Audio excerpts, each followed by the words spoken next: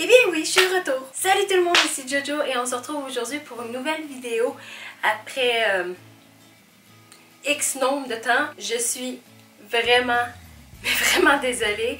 Je sais que ça a pris, c'est quoi, 2-3 mois avant que je refasse une vidéo. Trop de choses s'est passé en même temps dans ces 2-3 mois-là.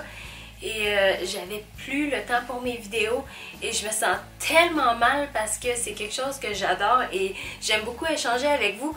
Donc pour vrai, j'espère que vous allez me pardonner. Je suis vraiment désolée. Et pour me faire pardonner, j'ai décidé de mettre 2 vidéos aujourd'hui. Donc si vous voyez cette vidéo tout de suite après qu'elle soit mise en ligne, il se peut que peut-être quelques heures après, même pas, une autre vidéo s'en suive. Aujourd'hui, je voulais vous présenter un dupe que j'ai trouvé par accident. J'ai découvert ce petit trésor par un pur hasard et je voulais vous en parler. Si vous savez pas c'est quoi un dupe, c'est un peu comme une copie d'un parfum qui est quand même bien connu et qui coûte vraiment mais vraiment cher, ou on peut l'interpréter comme un parfum qui ressemble énormément à un parfum connu. Et dans cette vidéo, je vais comparer les deux, je vais tester les deux pour voir si vraiment ça vaut la peine d'acheter le dupe à la place de l'original qui coûte peut-être une centaine de dollars en montant. Le fameux parfum qui est connu de tous, c'est le fameux Black Opium. J'ai trouvé son dupe. Je vais dire vite les notes de celui-là parce que je crois que je l'avais déjà dit dans une de mes anciennes vidéos. En note de tête, on a le poivre rose, la fleur d'oranger et la poire.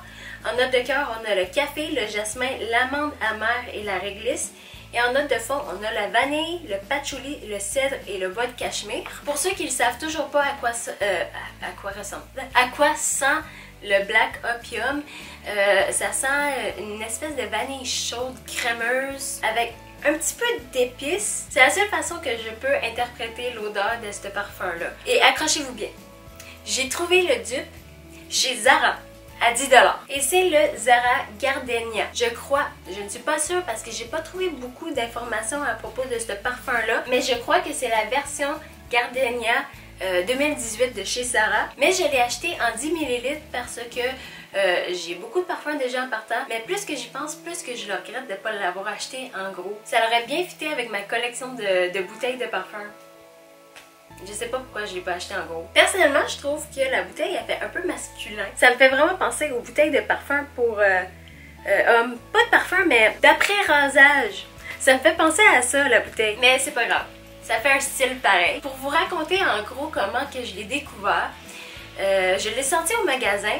Et sur le coup, ça n'a pas sonné une cloche. Mon copain aussi trouvait qu'il sentait bon et tout ça. Donc je me suis dit, ah, ok, je vais le prendre en 10 ml, c'est bon. Il est rendu chez moi.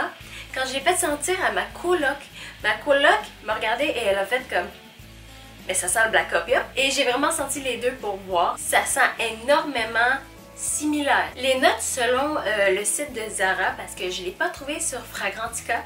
Ceux qui ne connaissent pas ce site, vous manquez quelque chose, je vais le mettre en barre de commentaires. La note de tête est la fleur d'oranger, la note de cœur est le café et la note de fond est de la vanille. La base du Black Opium. Je crois que la meilleure façon de les tester, c'est de les tester en même temps. Je vais mettre un pchit ici et ici du Black Opium original et un pchit ici et ici du Zara.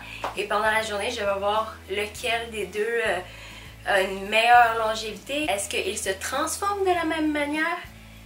Etc. Si jamais pour les prochains dupes, vous avez une meilleure idée de comment faire les tests, dites-le moi en barre de commentaires, je suis ouverte à toutes les idées.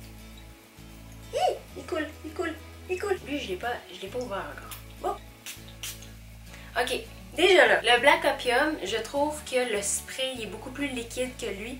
Lui, il est beaucoup plus volatile. Mais jusqu'à présent, les deux sentent la même chose. Donc, en ce moment, il est 17h08. Je vais me promener et faire ma vie pendant quelques heures et je vous reviens avec la conclusion. Il est maintenant 20h43 et j'ai quand même pas mal de choses à dire à propos de de la comparaison des deux. Au tout début, la première demi-heure que j'ai porté les deux parfums, les deux étaient quand même similaires. Sauf qu'après une demi-heure, celui de Zara, il a commencé à sentir moins fort, mais aussi l'espèce d'odeur vanillée a pris le dessus. Le Black Opium sentait encore un peu épicé, sensuel, pendant que celui du Zara est devenu un peu plus sucré. Ensuite, le Black Opium est resté fidèle à lui-même, pendant que le Zara, lui, après 2 heures, il y avait une espèce d'odeur un peu de pâte à modeler. Je vous dis tout de suite, pas la pâte à modeler qui sent dégueu, mais la pâte à modeler qui sent un peu sucrée, qui est quand même une bonne odeur. Donc, vers la fin,